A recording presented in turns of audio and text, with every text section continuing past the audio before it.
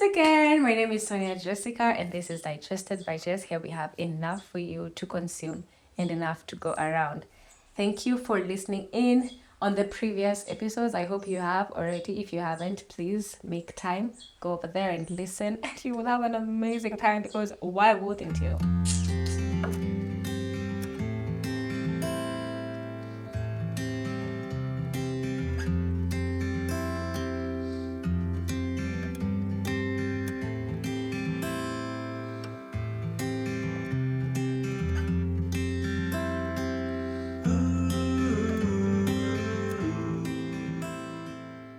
Today we will be talking about death by porridge. For those people who do not probably understand porridge, maybe if I call it in the time that you used to call it when you were young, it would be nice. Porridge, uji. Now this is not a personal experience growing up because I had a good experience or a beginning of porridge.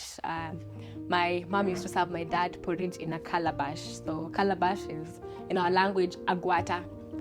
So the agwata was, so would take porridge. It was really nice and fancy, and then she would put citric on it. I think the tangy taste sat well with me to date. I also really love fermented porridge to date. I do. Well, I think nowadays I am more open to taking porridge that is not fermented, but I think I am getting my mother's taste inside my taste buds. I am developing into a young Mama Sonia. Anyway, this is not a personal experience, but I know of some people, David, I will not mention you by name, who had to choose between life or death. You had to decide, are you going to drink the porridge or will you die? Will you drink porridge to save your life? Question mark, question mark, question mark. For some people, it was not a choice, you had to. So I'll probably explain or illustrate how the death by porridge used to happen for people who do not relate or didn't have to go through this experience. Those of us who are lucky, life has dealt you fair share, good things, soft life, maninos, hashtag. It's okay. So for people who had to die or live by drinking porridge, this is what would happen. The person who was feeding had to constrict airway in the nose. Then they would feed you forcefully the porridge, either with the cup or the palm of their hands. So it would go like this.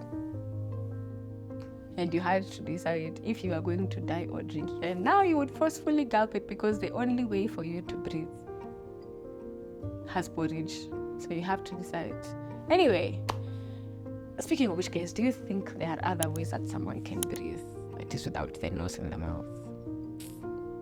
Science is very interesting. Anyway, that aside, so have you had to go through that experience where you died because of porridge? But porridge is a very dangerous thing because the people who would get burnt by porridge, which reminds me, I have a friend of mine who lost her cousin, Lord rest her soul in peace, due to porridge. It's how hot it gets, and then that upper layer lies to you that everything is well. Kumbe there are rocks under the river and you just take a deep dive. It's like a hot potato. Guys, you can lose your tongue in it. It's dangerous. It's very dangerous. So all the forceful feeders out there, please take care if you have to feed a child forcefully. Ensure that the porridge will not kill them literally. Right?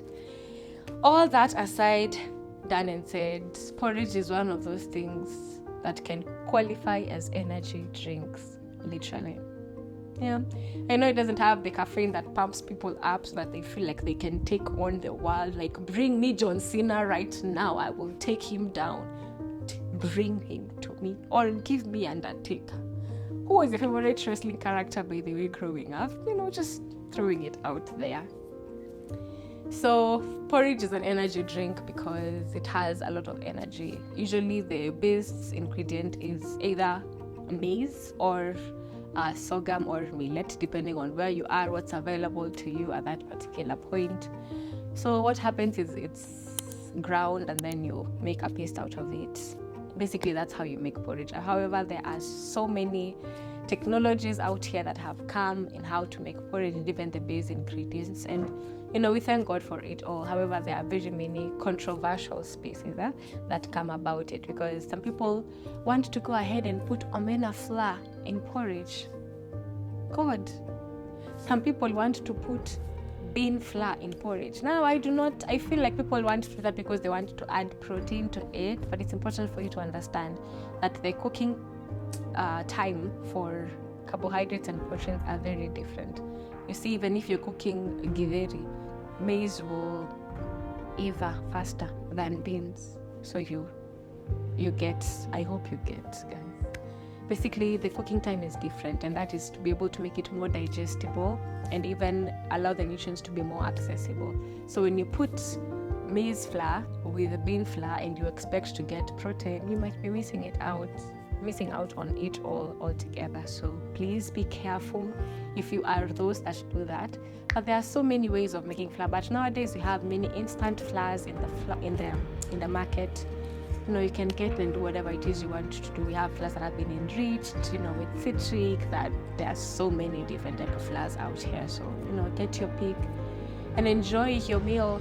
It can be an entire meal on its own, and you're able to get, especially with the fortification that is happening outside here, you can get all the nutrients that you require in one porridge sitting. Again, that does not disqualify the place of meals. Please embrace eating food.